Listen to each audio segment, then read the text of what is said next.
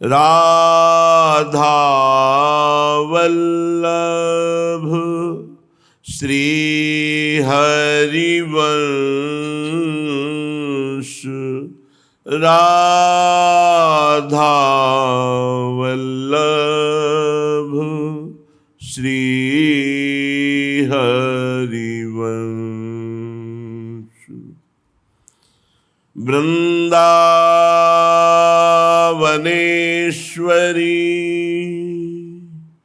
तवैव पदारविन्दम्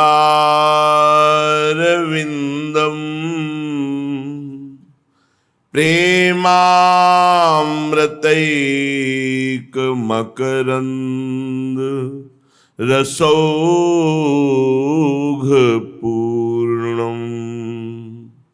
हृद्यर्पितं मधुपते स्मरतापमुग्रम्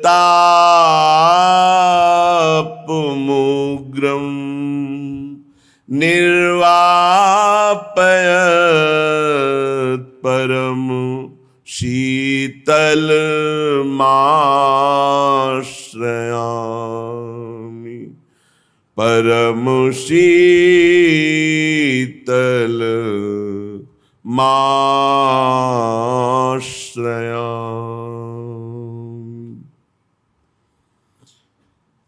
चलते हैं श्रीमद् भागवत महापुराण। साक्षात धर्म का मूर्तिमान स्वरूप विदुर जी और ब्रह्म प्राप्त महापुरुष मैत्रेय जी का संवाद। मैत्रेय जी कह रहे कि हे देव, हम आपके चरण कमलों की वंदना करते हैं। आपके चरणारविंद ऐसे हैं कि जो आपके चरणों की शरण में आ गए, वास्तविक हृदय से, उनको तीनों ताप छू नहीं सकते। दैहिक, दैविक, भौतिक, ये स्पर्श भी नहीं कर सकते। जो भगवान की शरण में है, जो श्री चरणों का आश्रय ले लेता है, वो इस अनंत दुखमय संसार समुद्र से सुगमता पूर्वक पार हो जाता है। यह अपार दुखमय संसार समुद्र है। अपार संसार समुद्र मध्य समज्जतो किम शरणम अस्ति, गुरु कृपालु कृपया वदेत श्री विश्वेश्वर पादाम्बुज दीर्घ नौका। इस अपार दुख समुद्र में मैं डूब रहा हूं, कैसे बचूं? तो कृपालु गुरुदेव ने बताया, श्री विश्वेश्वर पादाम्बुज दीर्घ नौका। एकमात्र श्री भगवान के चरणार बिंद का जिसने आश्रय ले लिया, मानो सुदृढ़ नौका में बैठ गया और इस संसार जो दुखमय है इससे पार हो गया। समझतो में शरणम की मस्ती, मैं डूब रहा हूं, किसकी शरण में जाऊं? तो एकमात्र भगवान की। और भगवान ने भी कहा, मामेकम शरणम ब्रज, केवल मेरी शरण में। मामेव ये प्रपद्यन्ते माया में ताम तरन्ते, केवल मेरी शरण में। हे जगत कर्ता जगदीश्वर, जब तक कोई आपकी शरण में नहीं आएगा, तब तक वो तापों से व्याकुल होकर के कभी शांति नहीं प्राप्त कर पाएगा। ये पक्की बात है। चिंता, शोक, भय, उद्विग्न, इनसे बच ही नहीं सकता यदि भगवान की शरण में नहीं है। इसलिए भगवान, हम आपके चरणों की ज्ञानमयी छाया का आश्रय लेते हैं। जो मुनिजन हैं मननशील, वो एकांत स्थान में रह करके आपके श्री मुख कमल का आश्रय लेकर वो आपके लीला चरित्रों का गायन, श्रवण, नाम जप, चिंतन, आपके रूप का ध्यान, इसी में समय व्यतीत करते हैं और वो आपके पाद पद्मों को प्राप्त कर लेते हैं। प्रभु, हम आपके चरण कमलों की उस चौकी को प्रणाम करते हैं जिसको प्रणाम मात्र से हृदय पावन होता है। भगवत दंडवत मात्र से हृदय पावन होता है। ये जो काफी समय पहले प्रार्थना की थी आप सब साधकों से कि नियम पूर्वक रोज इष्ट की दंडवत लगाओ। 11, 21, 51, 108 जितनी सामर्थ्य है, जो साधक स्त्री शरीर में है वो पंचांग लगावे, जो साधक पुरुष शरीर में वो साष्टांग लगा सकते हैं। 11 बार मंत्र जपते हुए उठो, 11 बार प्रणाम, 11 दंडवत, 21 दंडवत, 51 दंडवत, 108 दंड देखो करके। ये हमारे गुरुजन महापुरुष जन नित्य करते थे। हमने 10 वर्ष देखा है सेवा में, नित्य नियम पूर्वक दंडवत। वयोवृद्ध बाबा श्रीधर जी को भी देखा है, नित्य दंडवत, नित्य परिक्रमा मार्ग में। नियम में बड़ी सामर्थ्य है। जो नियम गुरुजनों के द्वारा दिया जाए आजीवन करना चाहिए जब तक सामर्थ्य हो। तो नियम में बड़ी सामर्थ्य है। नियम पूर्वक गिरिराज जी की परिक्रमा लगाते थे पूज्य श्री सनातन गोस्वामी जी। जब वयोवृद्ध हो गए तो स्वयं गिरिराज जी मूर्तिमान लालजू ही तो है, प्रगट हुए और कहा बाबा आप मत आया करो, बहुत पीड़ा होती है हमें। आप वृद्ध हो, आप चलकर वृंदावन से आते हो, फिर परिक्रमा देते हो, जाते हो, जैसी आज्ञा आपकी। दूसरे दिन फिर पहुंच गए। फिर ठाकुर जी प्रगट हुए और कहा बाबा मना किया था, फिर नहीं माने। बोले प्रभु अभ्यास, बिना परिक्रमा के मुझे चैन नहीं। तो प्रभु ने आज भी राधा दामोदर जी में एक शिला है जिसमें लकुट, गाय के खुर, लालजू के चरण चिन्ह, ये सब विराजमान प्रभु ने किया और कहा ले जाओ इसकी 4 परिक्रमा करोगे, गिरिराज जी की परिक्रमा हो जाएगी। नियम में बड़ी भगवत साक्षात्कार नियम से होता है। जो नियम अपने जीवन में धारण करे उसे बहुत लंबे समय तक पालन करे, जब तक जीवन में सामर्थ्य। नियम में बड़ी सामर्थ्य है।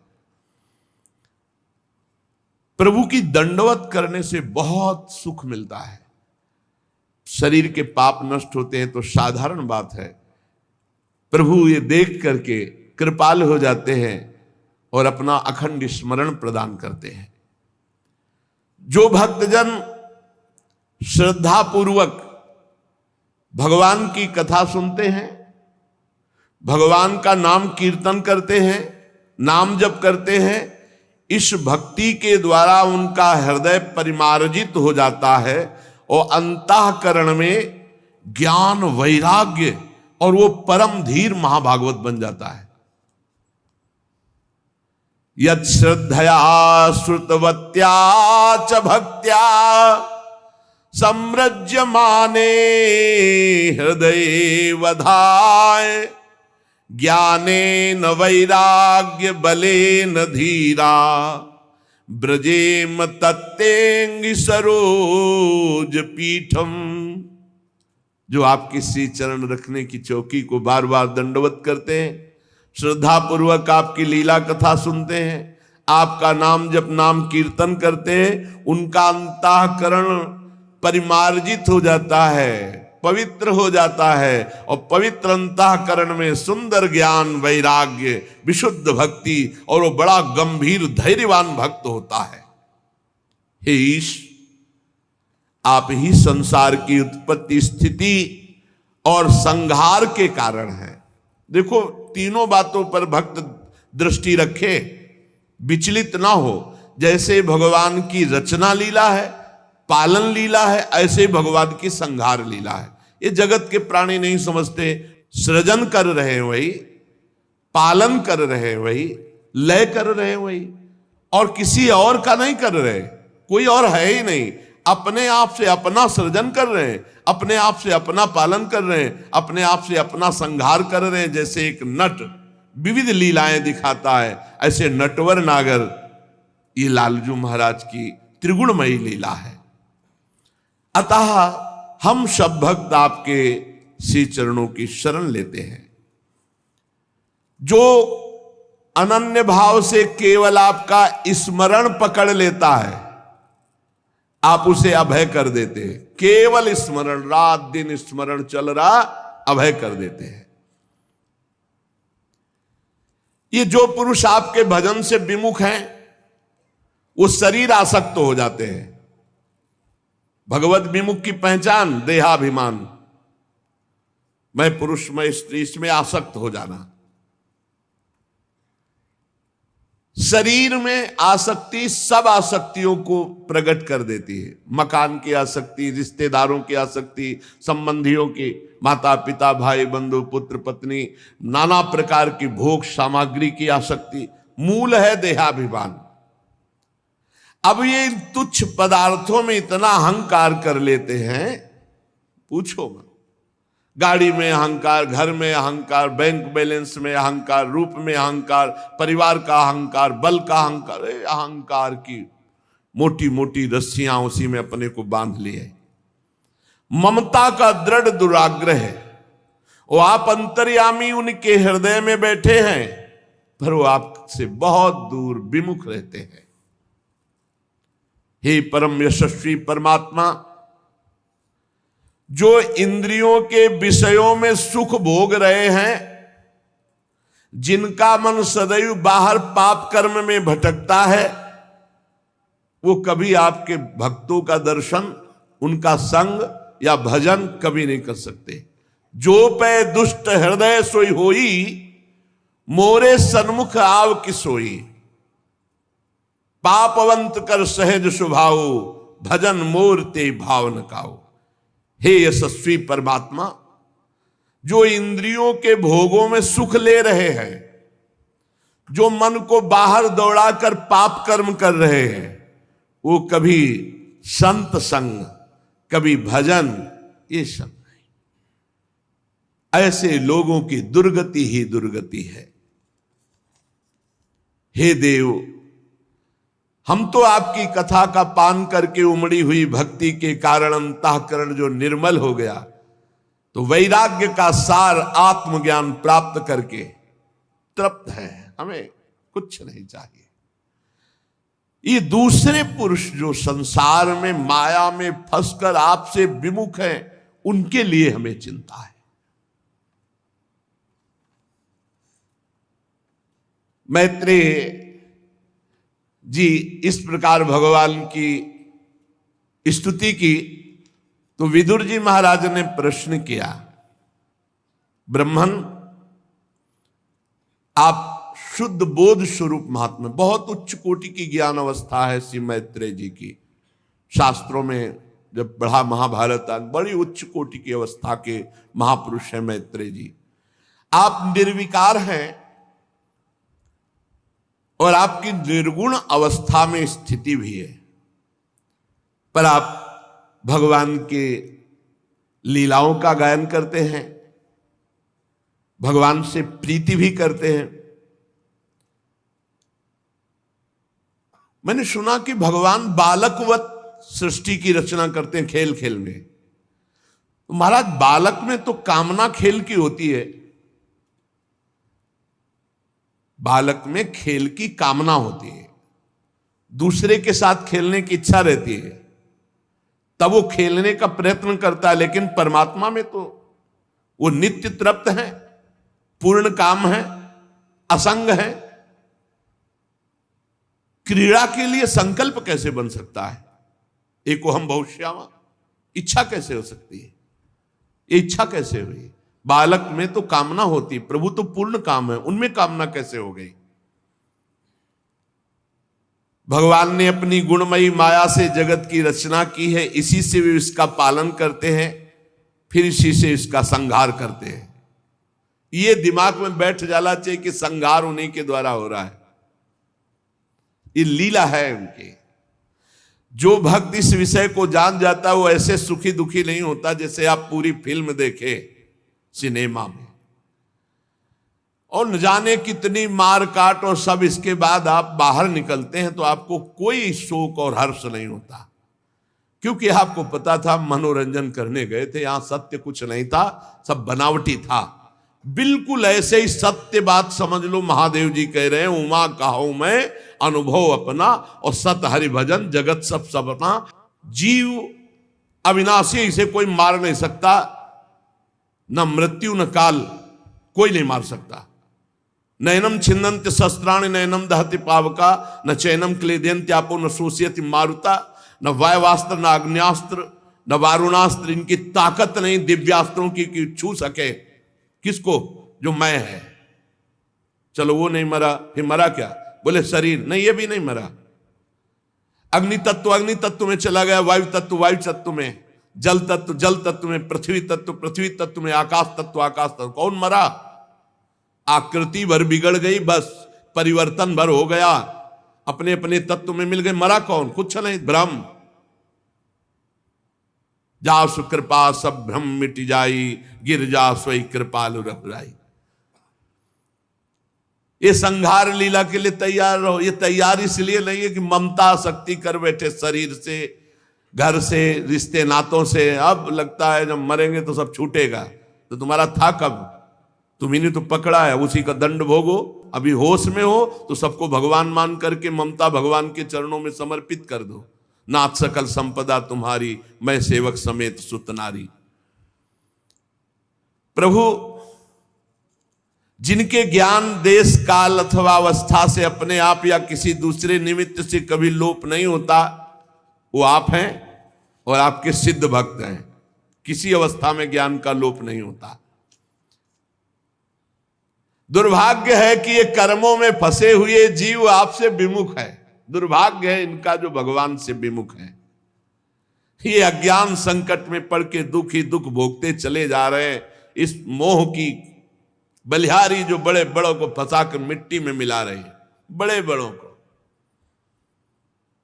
अरे बुद्धि भ्रष्ट हो जाए, भजन न करे तो क्या नहीं कर सकती, और बुद्धि भगवान में स्थित हो जाए तो क्या नहीं कर सकती। जब ऐसा तत्वज्ञानी विदुर जी महाराज ने प्रश्न किया तो मैत्रेय जी मुस्कुराते हुए भगवान का मधुर स्मरण करते हुए कहा, विदुर जी, आत्मा मुक्त स्वरूप था, है।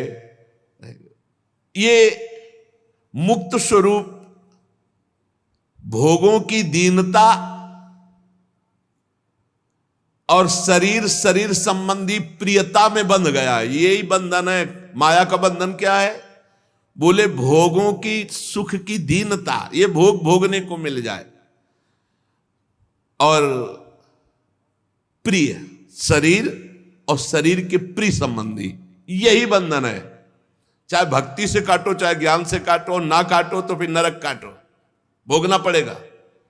यही नरक पहुंचाने का हेतु है, पक्का समझ लो, यही बंधन है। इसीलिए भगवान श्री राम सबसे कहते हैं, जननी जनक बंधु सुतदारा, तन धन धाम सुहृद परिवारा, सबकी ममता ताग बटोरी, मम पद मन ही बांध बर डोरी।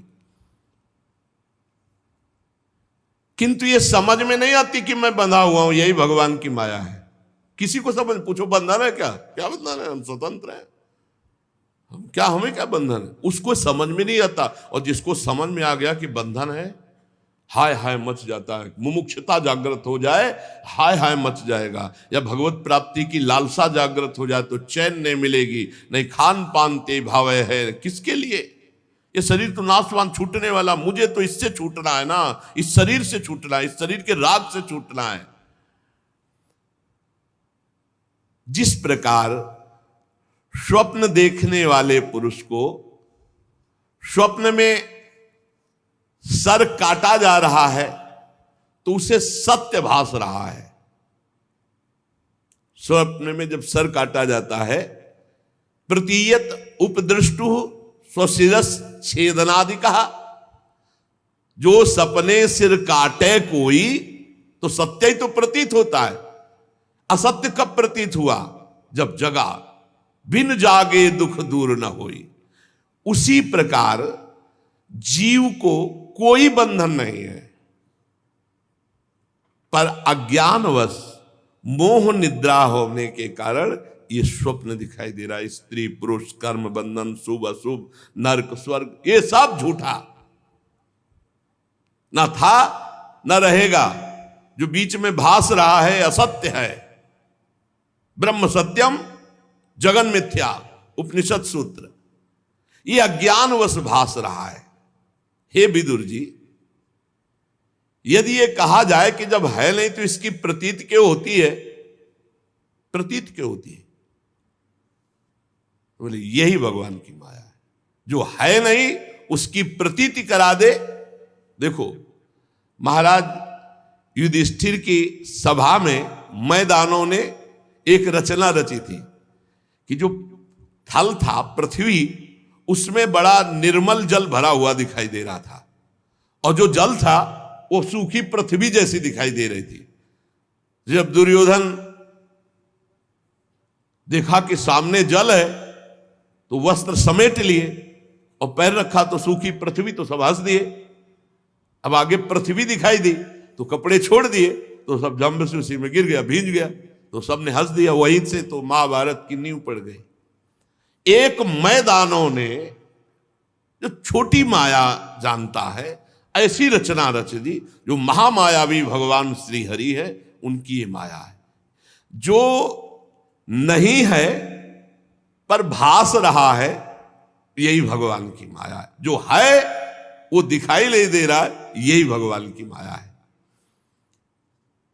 किसी भी स्थिति में आत्मा को कभी कोई कष्ट नहीं होता। जैसे चंद्रमा आकाश में है और जल में प्रतिबिंब पड़ रहा है, अब लाठी मारो खूब, चंद्रमा को चोट लगेगी क्या? बिल्कुल ऐसे ही आपका स्वरूप कभी किसी दुख से नहीं।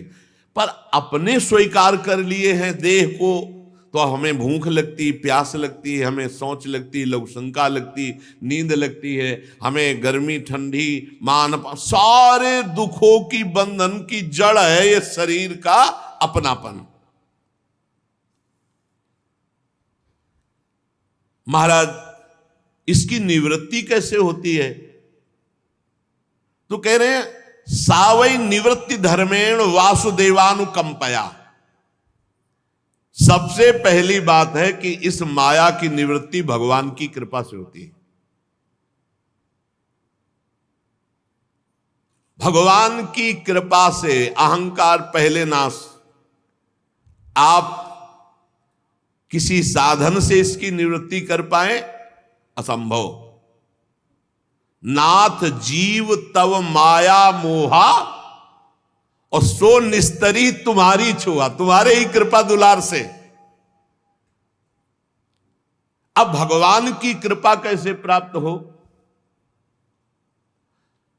सबसे पहली बात है वासुदेवानुकंपया। भगवान की अनुकंपा से ही इस माया से मुक्त हुआ जा सकता है। मत प्रसादात तरिष्यति, मेरे कृपा प्रसाद से तर जाएगा। अब भगवान की कृपा कैसे प्राप्त करे? रामचरितमानस में लिखा है, मन क्रम बचन छाड़ी चतुराई ओ भजत कृपा करी है रघुराई। मन वचन कर्म से कपट त्याग कर भगवान की शरण में होके भजन करो। सावई निवृत्ति धर्मेण वासुदेवानुकंपया भगवद भक्ति योगेन तिरोधत्ते सनैरी। शब्द पर ध्यान देना, धीरे धीरे विषयों का त्याग करते हुए। सनई सनई सहत सहत बाढ़े भगति।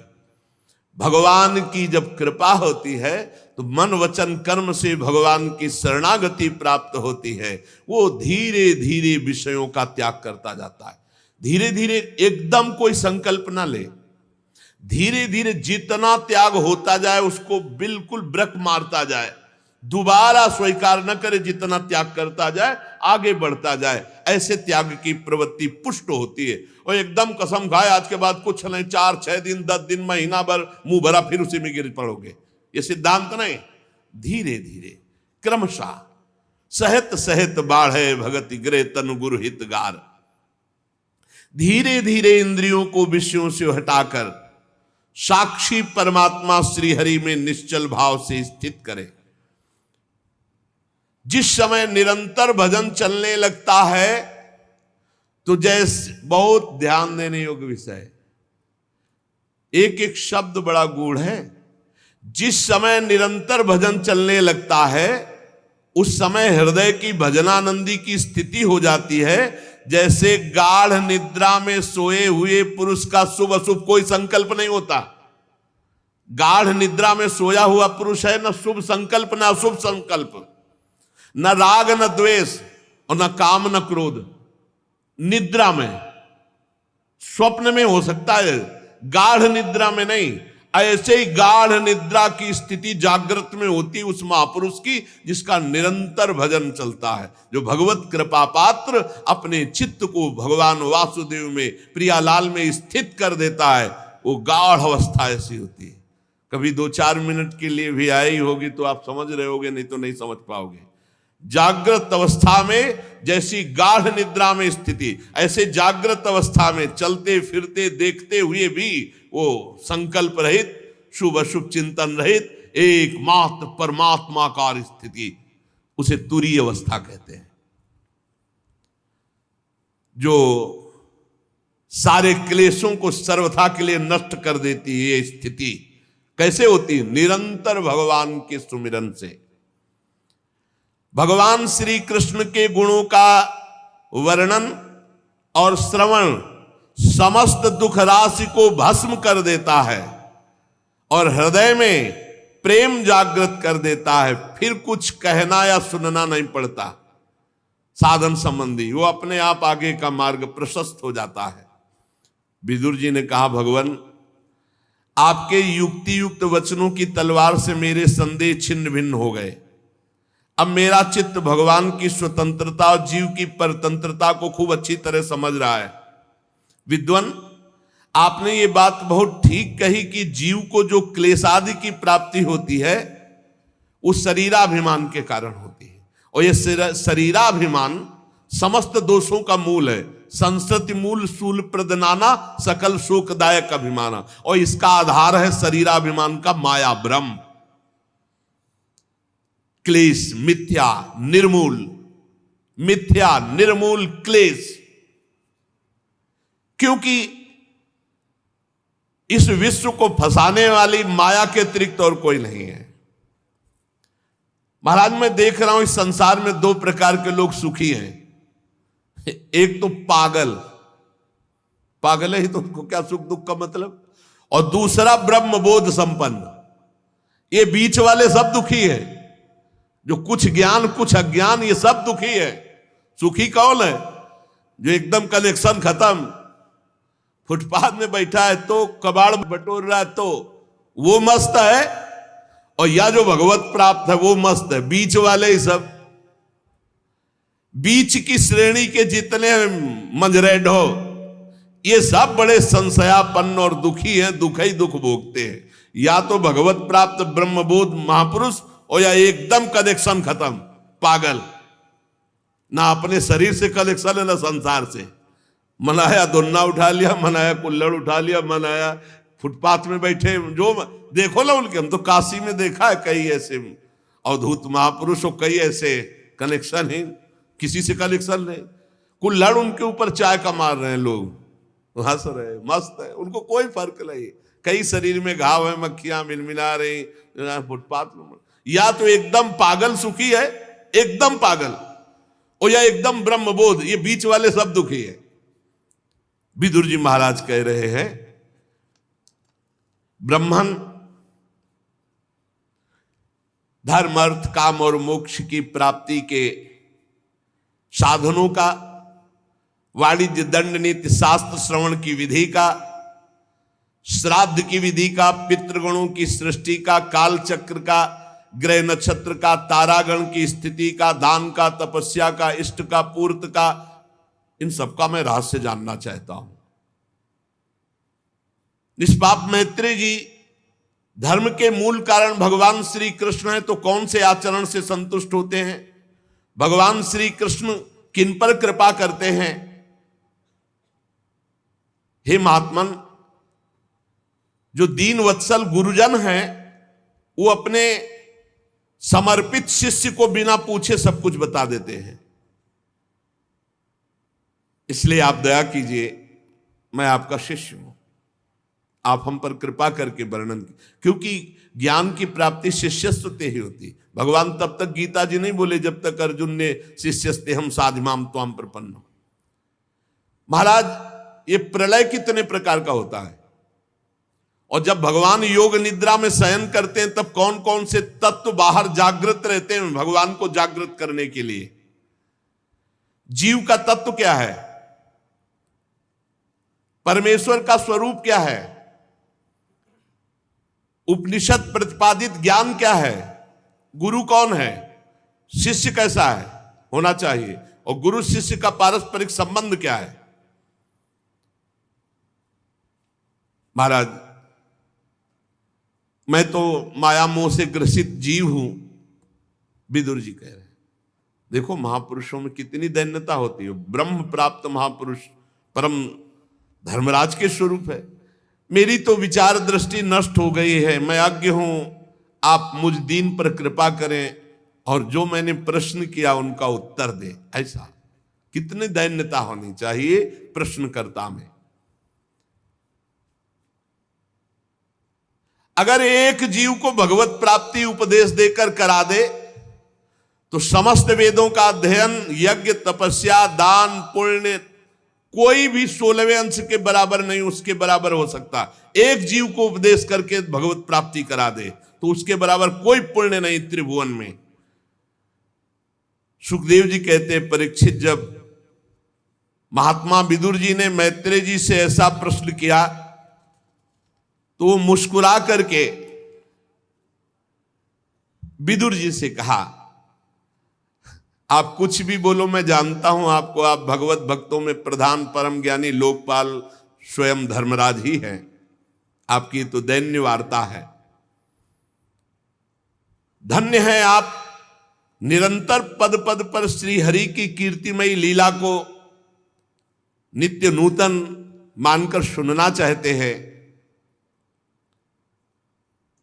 क्षुद्र विषय सुख की कामना से महान दुख को मोल लेने वाले पुरुषों की बड़ी दुर्गति होती है।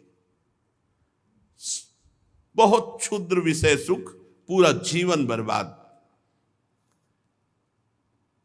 ये भगवान श्री हरि की परम पावन चर्चा से युक्त जो मैं तुम्हें सुनाने जा रहा हूं, ये संकर्षण भगवान ने सनकादि ऋषियों को सुनाया था।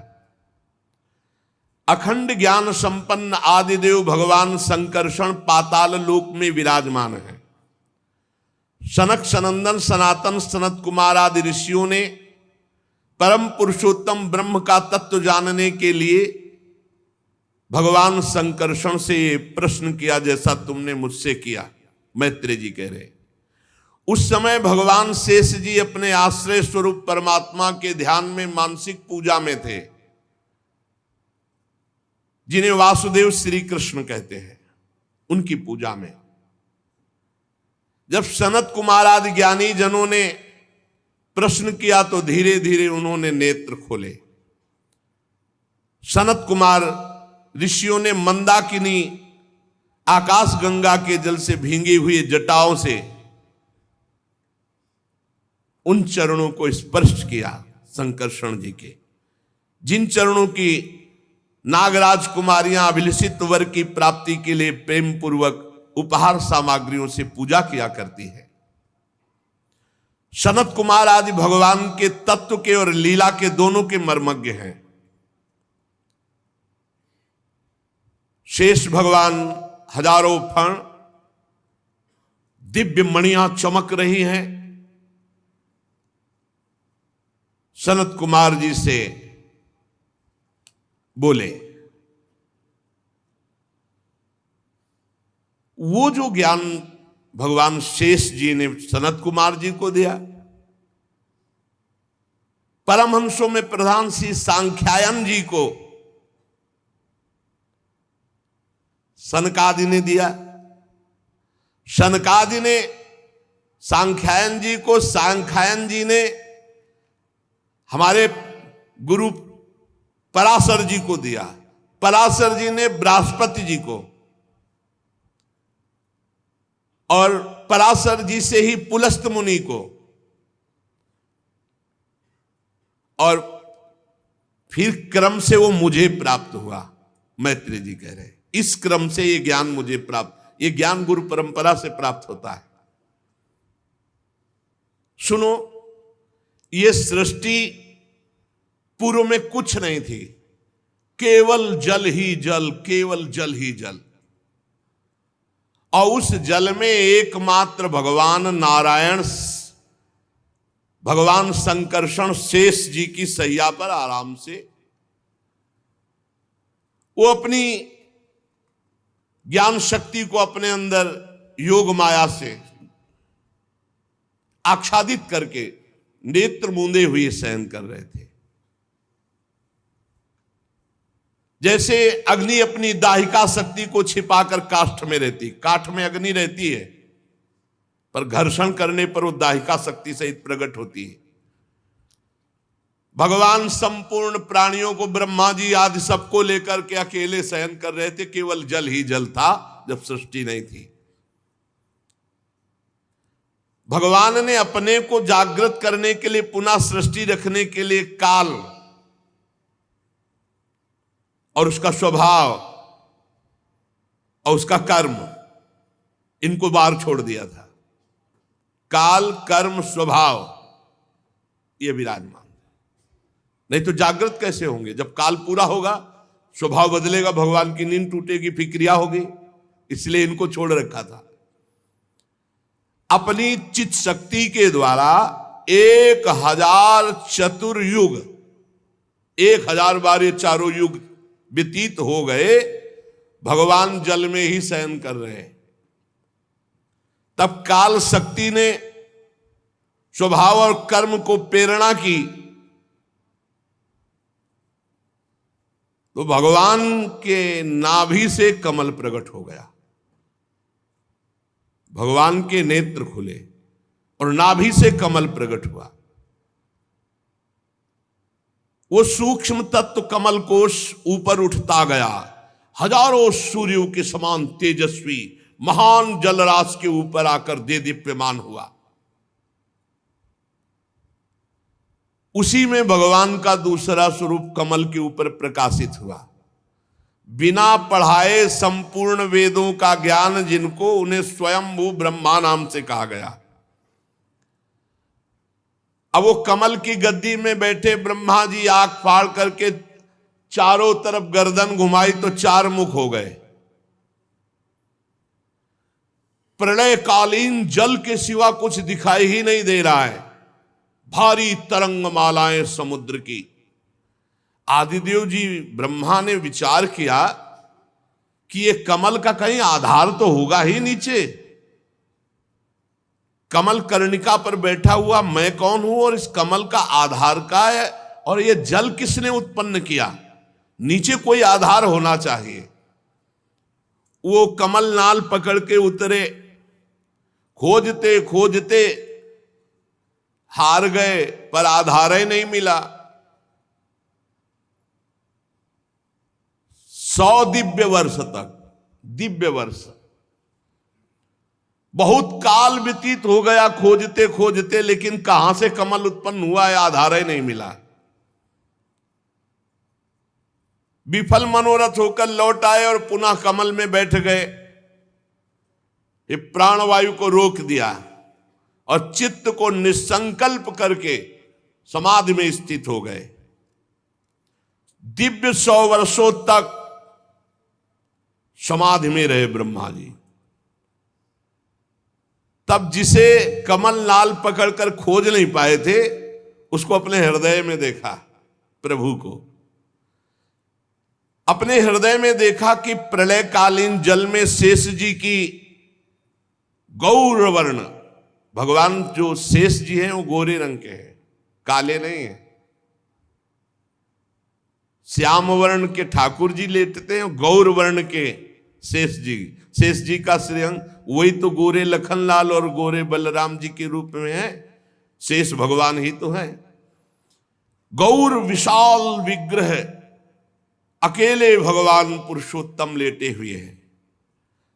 शेष जी के 10,000 फण है, कहीं 1000 फण का आता है, यहां 10,000 फण है। छत्र के समान फैले हुए, मस्तक पर बड़ी अद्भुत मणियां, चारों ओर का अंधकार उन मणियों से दूर हो रहा है। और भगवान श्याम शरीर की आभा से मरकतमणि पर्वत की शोभा को लज्जित करते हुए शयन किए हुए। उनकी कमर का पीतपट चमकते हुए मेघों की भांति, चमकते हुए मेघ, मेघ श्याम रंग प्रभु का, और चमकती हुई बिजली की कांति जैसा पीतांबर, सिर पर सुशोभित सुवर्ण मुकुट, बनमाला, भुजदंड, बहुत ही विशाल अजान बाहु, और श्री विग्रह पूरे त्रिलोकी को घेर ले, ऐसा विशाल श्री विग्रह भगवान का, जो शेष सैया पर है। परिमाण में लंबाई चौड़ाई त्रिलोकी, पूरी त्रिलोकी को घेरे। दिव्य वस्त्राभूषणों से सुशोभित पीतांबर आदि धारण किए, बड़ा कृपालुता झलक रही है। ऐसा दर्शन कर रहे हैं अपने हृदय में ब्रह्मा जी, अपने आधारभूत कमल के, जहां से कमल प्रकट हुआ है। सुंदर नासिका, अनुग्रह वर्षी भौहें, कानों में झिलमिलाते हुए कुंडल, बिंबा फल के समान लाल लाल अधर, मुस्कान, सबके चित्त को चुराने वाला मुखारविंद, मानो अभी सब कुछ दे डालेंगे, ऐसी उदारता झलक रही है। प्रभु के गले में वेद रूप भंवरों से गुंजायमान माला, वेद ही भंवरे हैं। माला में जो सुगंध, तो मानो वेद ध्वनि कर रहे भंवरे। किसी की पहुंच नहीं आपकी कृपा के बिना आप तक, किसी की पहुंच नहीं है। सुदर्शन चक्रादि भी दूर सेवा में खड़े रहते, जब तक आदेश नहीं होगा तब तक नजदीक नहीं जाएंगे, आसपास दूर घूमते रहते हैं। विश्व रचना करने वाले लोक विधाता ब्रह्मा जी ने भगवान के नाभि सरोवर को देखा, वहां से कमल, और कमल में अपने आप को देखा। ये सब हृदय में देख रहे हैं। ब्रह्मा जी अचिंत गति भगवान श्री हरि में चित्त लगाकर उन प्रभु की स्तुति करने लगे। बहुत उच्च कोटि की महामहिमा ज्ञान संपन्न स्तुति ब्रह्मा जी ने की। ब्रह्मा जी ने कहा, प्रभु आज बहुत समय के बाद मैं आपको जान सका हूं। कैसे दुर्भाग्य की बात है कि आप सबके हृदय में रहते पर देहधारी जीव आपको नहीं जान पा रहा। सबके हृदय में भगवान है, सबके अंतःकरण में भगवान विराजमान है। अरे जब अपने को नहीं जान पा रहा तो भगवान को कहां जान पावे। शरीर मानकर बाहर भटकते हुए पूरा जीवन व्यतीत हो जाता है, पूरा जीवन। भगवान आपके सिवा कोई है ही नहीं हो, ये सब नाम रूप मिथ्या, इन्हीं नाम रूप में फंस गया ये जीव। बहुत बड़ा जाल है। यद्यपि मृषा छूटति कठिनाई, इसीलिए त्राहि माम शरणागत प्रतिपाल प्रभु, बस उन्हीं का सुमिरन। ये गुणों से क्षोभित होने के कारण, सतोगुण रजोगुण तमोगुण से, ये जीव अपने स्वरूप की तरफ नहीं झांक पाता, बाहर ही माया की तरफ भ्रमित होता रहे। ये वस्तु ले ली, अब ये वस्तु ले लेंगे, ये इकट्ठा कर लिया, अब ये इकट्ठा कर लेंगे, ये पा लिया, अब ये पा लेंगे, ये कर लिया, अब ये कर लेंगे, बस ऐसे बाहर। देव, जब तक आपकी आराधना नहीं होती, आपकी कृपा नहीं होती, तब तक ये अज्ञान दूर नहीं होता। देखो प्रभु, मैं कितना प्रयास किया, लेकिन कमल कहां से प्रकट हुआ ये मैं नहीं जान पाया। और जब आपका भजन किया तो हृदय में ही प्रकाशित हो गया पूरा ज्ञान कि कहां भगवान विराजमान है, उनके नाभि कमल, और उनके ऊपर मैं बैठा हुआ हूं कमल पर, ये मैं देख पाया। सैकड़ों वर्ष ढूंढता रहा, नहीं मिले। ये ढूंढने की जरूरत नहीं, बैठकर भजन करने की जरूरत, कहीं भागने की जरूरत नहीं। भजन करोगे हृदय में ही सब कुछ दिखाई देने लगेगा। हे परमात्मन, आप जो आनंद मात्र भेद रहित अखंड तेजो स्वरूप हैं, मैं आपको भिन्न नहीं समझता। जब ज्ञान होता है तो जानत तुम्हें तुम्हें हो जाए, भिन्न नहीं। इसलिए विश्व की रचना करने के लिए जो आपने मुझे प्रकट किया है, तो आप मुझे सामर्थ्य प्रदान कीजिए। हे विश्व कल्याण में मैं आपका उपासक हूं। आपने मेरे हित के लिए ये अपना स्वरूप दर्शन कराया, जो शेष में विराजमान भगवान श्री हरि का। पापात्मा जीव कभी नहीं सोच सकता, ऐसा विचार ही नहीं आ सकता कि मैं आपके दर्शन करूं। ये तु त्वदीय चरणाम्बुज को सगंधम जिघ्नन्ति कर्ण विवरै श्रुतिवात नीतम भक्त्या गृहीत चरणः परया च तेषां नापैसि नाथ हृदयाम्बुरुहात् स्वपुंसां तावद् भयं द्रविणगेह सुहृन्निमित्तं शोकः स्पृहा परिभवो विपुलश्च लोभः तावन्ममेत्यसद्वग्रहार्तिमूलं यावन्न तेङ्घिमभयं प्रवणीतलोकः दैवेन ते हत धियो भवतः प्रसंगात् सर्वाशुभोपशमना द्युमुखेन्द्रियाये कुर्वन्ति काम सुखलेश लवाय दीना लोभा विभूत मनसो कुशला निशस्वत। पापी लोग तो आपके लिए भावना भी नहीं कर सकते। नाथ मेरे स्वामी, जो लोग शास्त्र वेद रूपी वायु से लाई हुई आपके चरण रूप कमल कोश की गंध को, अर्थात भगवत भक्तों के मुख से आपकी लीला कथा को कर्णपुटों से ग्रहण करते रहते हैं, उनके हृदय में आप बिना बुलाए प्रकट हो जाते हैं। ये तो त्वदीय चरणाम्बुज कोश गंधम जिघ्नन्ति कर्ण विवरै श्रुतिवात नीतम। जो भगवत प्रेमी भगवान के चरणारविंद के आसक्त चित्त महात्मा हैं, इनके मुख से जो भगवत चर्चा निकलती रहती, शास्त्र वेदों का सार, उसको जो लोग अपने कर्णपुटों से श्रवण करते रहते हैं, तो बिना बुलाए भगवान उनके हृदय में प्रकाशित हो जाते हैं, कभी उनके हृदय से दूर नहीं होते। भक्त्याग्रहित चरणया परयाच तेषाम, वो भक्ति रूपी पराभक्ति रूपी डोरी से आपके चरणों को बांध लेते हैं।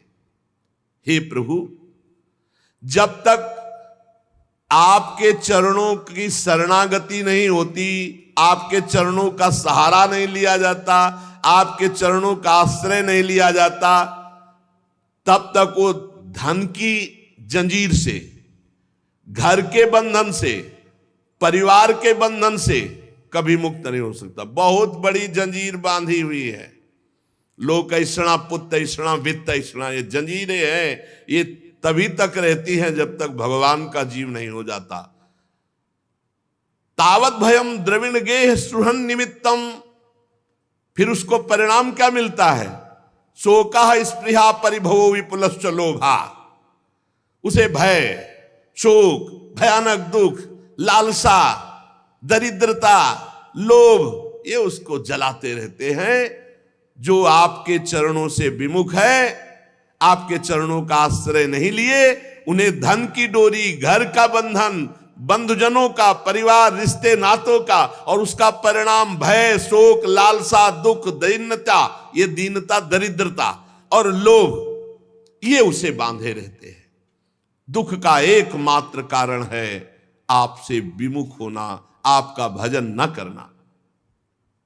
जो लोग, ध्यान देने योग्य बात है, अपने दुखों और अमंगलों का नाश करना चाहते हैं, उन्हें आपके नाम का जप, नाम का कीर्तन और आपकी लीला कथा खूब सुननी चाहिए।